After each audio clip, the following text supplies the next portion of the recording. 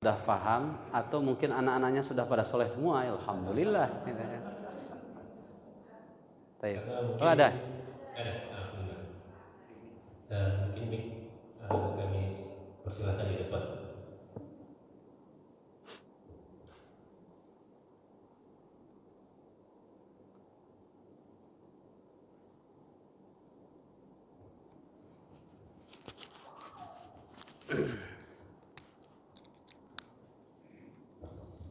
Assalamualaikum warahmatullahi wabarakatuh. Waalaikumsalam warahmatullahi wabarakatuh. Ustaz, saya sering mendengar dan saya juga terapkan setiap malam kepada anak-anak saya. Jika tiap malam kita doakan anak saya, khususnya dengan anak-anak, dengan dielus-elus ubun-ubunnya Ustaz, dan dibacakan doa Rabbi habli min ladunka dzurriyyatan thayyibah wa nasyami doa dengan doa-doa lain yang sekiranya bisa merubah anak kami. Maksudnya anak-anak kalau yang misalkan anak yang keras, kita doakan dengan doa yang untuk melembutkan hati. Nah itu kira-kira itu setiap hari kalau Ustaz, atau setiap kita bertemu sama anak kita doakan, atau bagaimana Ustaz ya yang bagusnya seperti itu. Baik. Jadi Ustaz, makasih. Assalamualaikum. Waalaikumsalam warahmatullahi wabarakatuh. Jawab langsung atau? Ya. Baik. Barakallahu fiik. Semoga pertanyaannya diberkahi oleh Allah Subhanahu wa taala dan juga jawabannya. Ya, Bu. Kalau doa itu selama itu baik, jauh lebih baik lagi jika sering diaktualisasikan. Baik ketika mau tidur, diulang-ulang itu. Ubun-ubunnya sambil dipegang, sambil kuat gitu, berharap kepada Allah agar doa yang dilantunkannya itu sampai ke dalam hati anak. Termasuk juga ketika membersamai anak mau sekolah itu penting sekali ya. Ketika mau tidur itu kan begini, Imam Nawawi ya, ketika beliau menjelaskan tentang surat Yunus ya, ayat yang ke surat Yunus ayat 62, 63, 64 ya. Itu di situ ada bentuk busro ya. Busro itu ada 3 ya. Ini kalau dibahas panjang, salah satunya saja yaitu idza amilal muslimun fayahmaduhun nas ya. Itu indikasi baik seseorang atau tidaknya ya. Ketika ada orang memuji kita atas perbuatan kita, berarti indikasi apa yang kita lakukan baik ya. Itu juga bagian dari busro, berita gembira yang Allah pesankan untuk memotivasi kita. Yang kedua, kemudian salah satunya adalah mimpi ya. Mimpi itu adalah kualitas seseorang ya. Kita bisa mengukur kualitas diri kita ketika kita mimpi. Bisa dari Allah mimpi itu ya. Kalau kita sebelum tidur tadi doa, wudu dan sebagainya, insya Allah mimpinya dari Allah Subhanahu wa taala. Yang kedua, bisa itu bunga tidur. Apa yang kita bicarakan sebelum tidur itu akan terbawa ya, filenya ketika tidur, kadang termimpikan. Ada juga yang ketiga dari setan, naudzubillah min dzalik, karena mungkin tidurnya tidak doa dan sebagainya. Nah, ini untuk menguatkan kualitas anak di hadapan Allah Subhanahu wa taala pada hari itu didoakan, diceritakan sebelum tidur hal-hal yang baik. Nah, kalau seandainya ditakdirkan ketika tidur itu terbawa apa yang akhir dipesankan oleh orang tuanya, itu bisa terbawa dalam tidur juga baik ya. Itu makanya penting. Kemudian ketika ayah, khususnya para ayah itu kan biasanya lurus-lurus saja orangnya ya, lurus-lurus saja gitu. Bahkan dari 24.000 kata, bapak yang paling banyak bicara, cerewet lah gitu ya. Kalau perempuan itu hanya 9.000 kata yang dia ucapkan. Makanya tolong ya, dimanfaatkan 9.000 kata ini. Dibandingkan ibu-ibu kan, dari 24 jam itu ibu-ibu yang pendiam. Beda dengan tadi banyak bicara, ini ibu yang pendiam saja ada 20.000 kata yang dia ucapkan ya. Makanya jangan heran kalau minta sesuatu panjang cerita dulu tentang sesuatu itu masuk ke Balikpapan kan gitu. Ini saya sering lihat karena saya juga bikin dengan teman-teman kutab tadabbur Al-Quran ya. Itu ada, kita arahkan kepada orang tua, usahakan jangan diantar oleh pembantu, oleh grade, jangan diantar oleh ayahnya. Lu bapaknya siapa? Yang punya Grab itu? Kan bukan, ayahnya. Ketika ngantar anak itu ada yang begini. Anaknya turun mau masuk sekolah tuh salaman biasa, tapi pikirannya tuh di mana kelihatan dari matanya. Gini aja pada anaknya. Itu nggak berpengaruh. Nanti capek gurunya, saya bilang. Harus ada gayung bersambut. Di sekolah diajarkan, tapi justru sisanya bertemu dengan orang tuanya di rumah, termasuk ketika mengantarkan, itu akan meresap dalam hati anak. Maka saya ajarkan kepada ayah-ayahnya dan bundanya siapa yang mengantarkan, ya, bundanya atau ayahnya, ketika salaman itu salam, kecup tangannya, kemudian dipeluk anak itu, dipeluk, kemudian suruh cium ini, kemudian keningnya dicium, ya. Anak nyium pipi kita, kemudian kening kita dicium, kita juga kemudian mencium anak sambil dipeluk. Doakan apa yang menjadi harapan ayahnya, bundanya, ya. Nah, kamu harus jadi anak yang soleh, kamu harus jadi anak yang jujur. Itu kalimat itu diulang-ulang. Itu nanti, masya Allah, berpengaruh ketika di kelasnya, berpengaruh. Ya. Makanya penting, Bu, silahkan. Tidak hanya ketika mau tidur saja, bahkan ketika ketemu di mana, ya, di ruang tamu atau ketika main, peluk, ya, doakan, ya. Ketika mau ngantar, terutama ini ketika momen-momen penting, ya, dia kan mau siap menyerap ilmu, keberkahan, rahmat, gitu. Harus disiapkan hatinya, dikuatkan, ya. Kamu jadi orang jujur, orang soleh, ya. Jangan lupa sholat 5 waktu, ya, jangan tertinggal sambil dilus-lus, masya Allah. Nah, begitu. Taib, barakallahu fikum. Lanjutkan, Bu, bahkan tambah, ya. Jangan cuma ketika mau tidur saja, ya. Itu akan jadi referensi bagi anak kita, insya Allah. Baik, mungkin dari Bapak.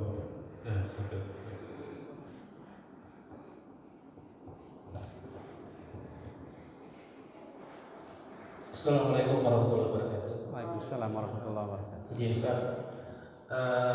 Saya tertarik yang bagian akhir yang Ustaz tadi sampaikan, masalah yang sebagai kepala rumah tangga itu yang memberi nafkah keluarga, ya. Jadi apa yang Ustaz sebutkan tadi sebelumnya sangat mengena ke saya, salah satunya tadi. Jadi hampir separuh hidup saya juga, ya, orang istilahkan di luar, saya juga pejuang riba. Dan alhamdulillah 3 tahun saya sudah meninggalkan itu dan berusaha untuk menafkahi keluarga itu dari hal-hal yang halal. Pertanyaan saya, jadi dari sekitar 20 tahun lebih saya mendapatkan rezeki dari yang bisa saya katakan kurang halal itu. Harta yang saya kumpulkan itu bagaimana hukumnya, dan jujur separuh memang saya sudah, yang saya anggap ini saya ada saya salurkan lewat lembaga-lembaga yang bersifat urusan untuk KPMH kemarin. Yeah. Nah, separuhnya memang karena bagaimanapun saya masih punya tanggung jawab sama keluarga, itu saya jadikan modal. Apakah modal yang saya pakai ini juga masih statusnya masih bisa dibilang itu belum bersih betul atau seperti apa? Karena ini untuk kelangsungan juga usaha saya. Yeah. Jadi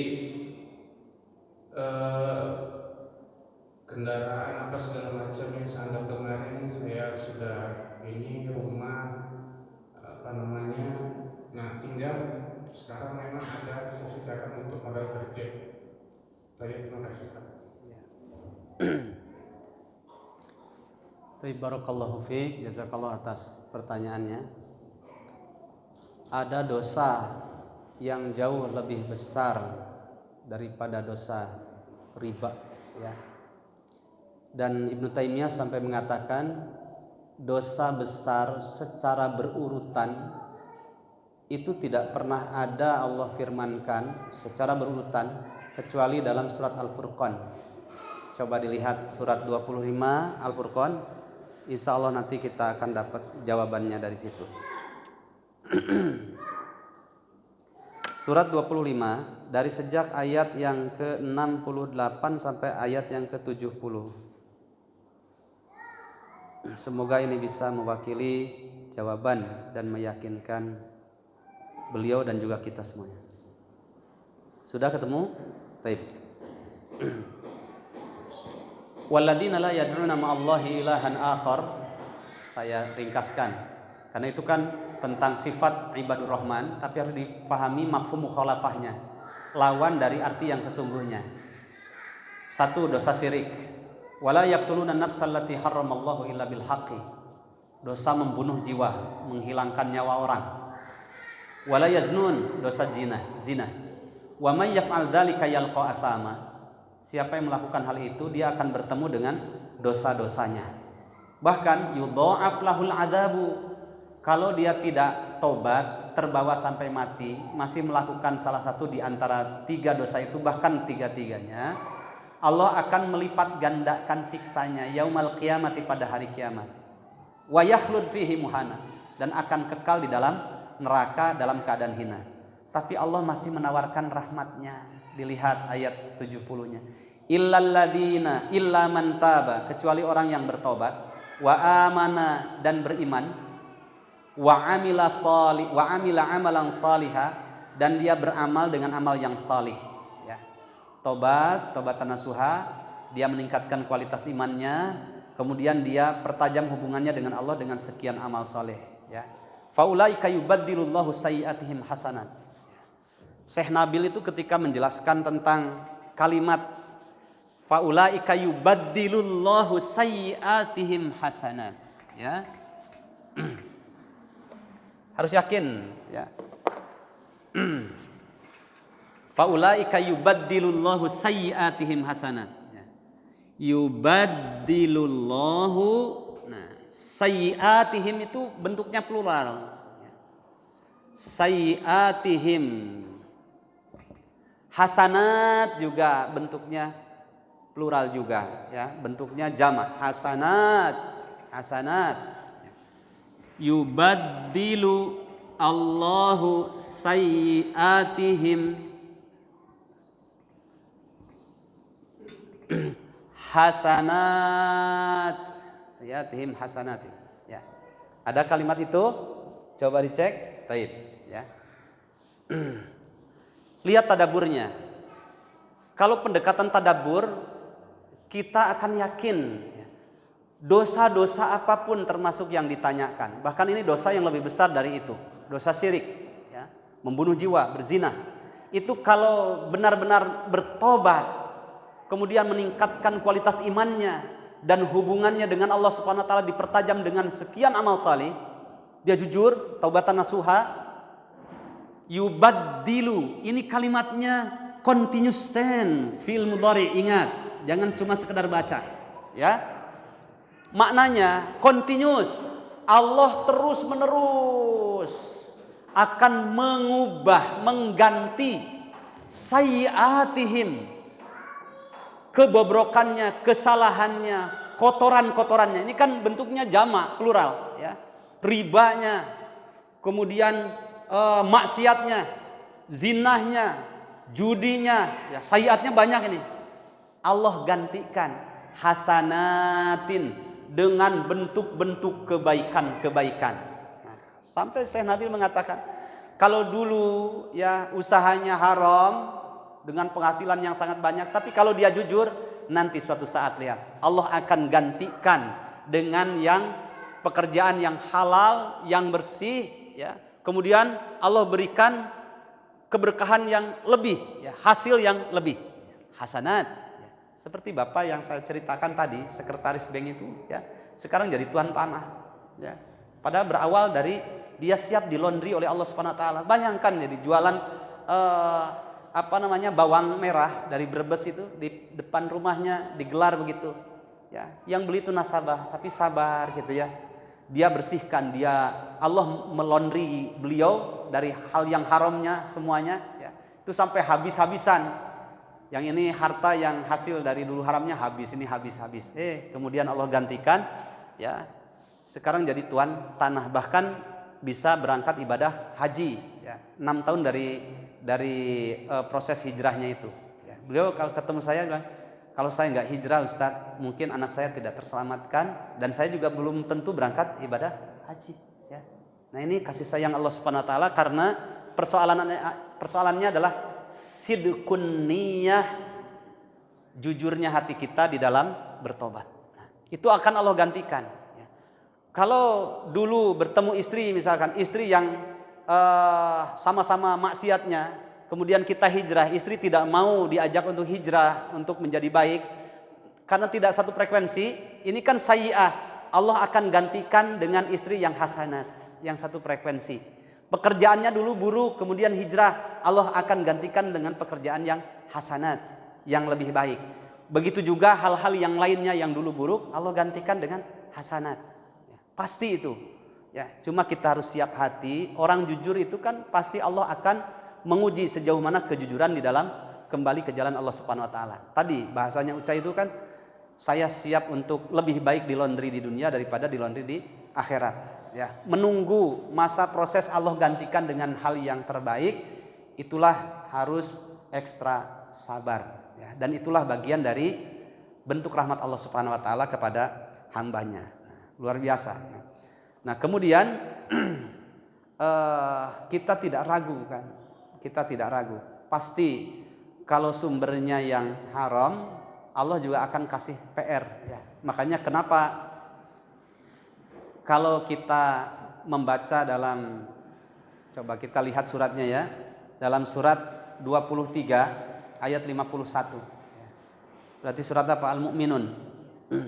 Kenapa Allah kok berkatanya demikian gitu ya? Ada rahasia tadaburnya. Ayat 59.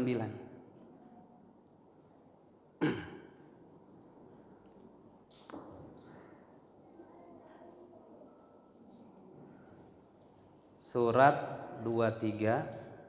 Surat apa 23?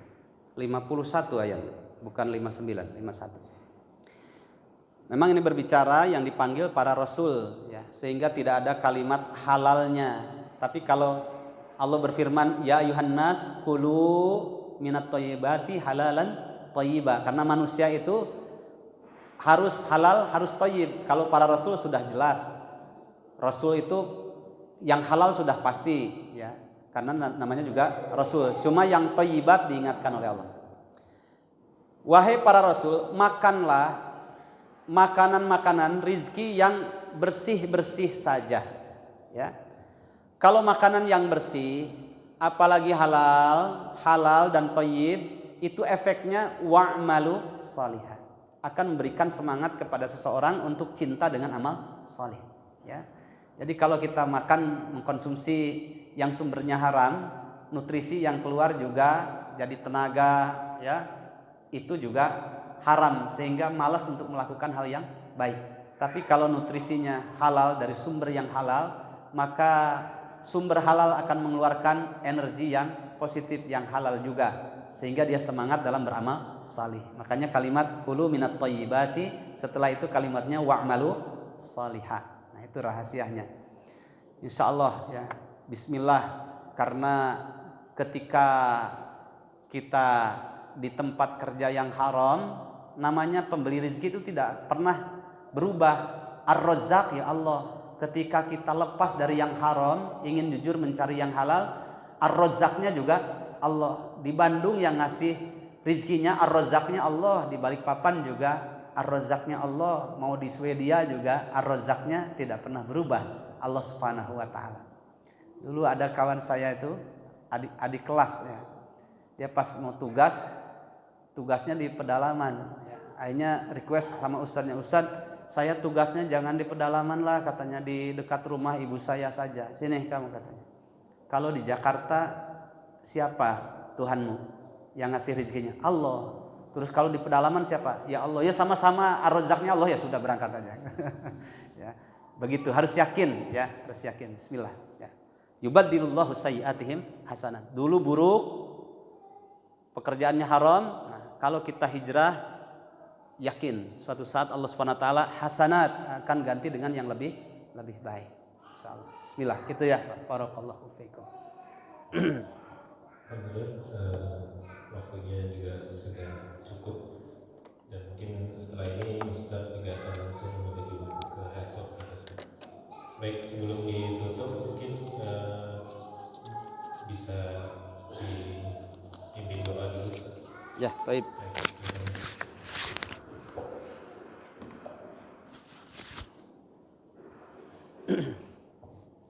Mari kita hadirkan hati khusyuk.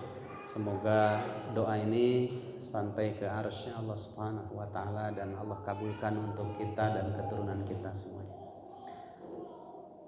Allahumma lakal hamdu anta qayyumus samawati wal ardh wa lakal hamdu anta rabbus samawati wal ardh wa man fihin antal haqq wa wa'dukal haqq wa liqa'uka haqq wal jannatu haqq wan naru haqq was sa'atu haqq.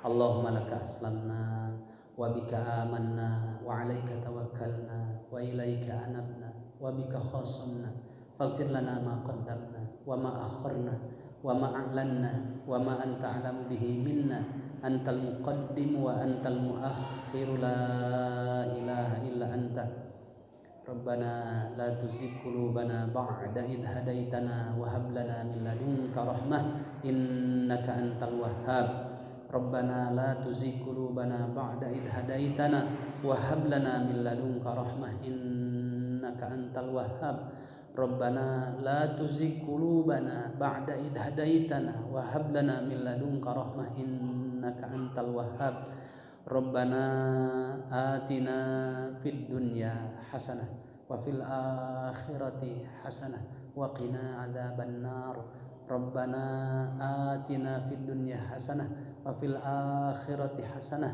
wa qina adzaban nar Rabbana atina fid dunya hasanah wa fil akhirati hasanah wa qina adzaban nar Allahumma ighfir lil mu'minina wal mu'minat wal muslimina wal muslimat al ahya'i minhum wal amwat innaka sami'un qaribun mujibud da'wat Rabbana atina fid dunya hasanah wa fil akhirati hasanah wa qina adzaban nar ya hayyu ya qayyum ya rahman ya rahim ya fattah ya alim Allahumma taqabbal minna innaka antas sami'ul alim wa tub alaina innaka antat tawwabur rahim wa sallallahu ala sayyidina Muhammad wa ala alihi wa sahbihi ajma'in wa sallama tasliman katsira walhamdulillahi rabbil alamin.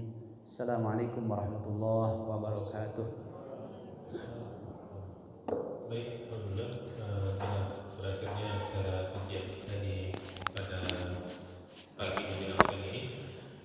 Jemaah kita doakan juga kepada Ustaz, semoga sekembalinya beliau dari Balikpapan ke Bandung dilindungi Allah selama perjalanan dan dimudahkan selama perjalanan hingga tiba di tempat dalam keadaan selamat. Amin ya rabbal alamin. Kita tutup dengan bacaan hamdalah dan kafaratul majelis.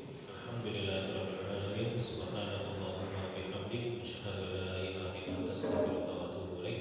Assalamualaikum warahmatullahi wabarakatuh.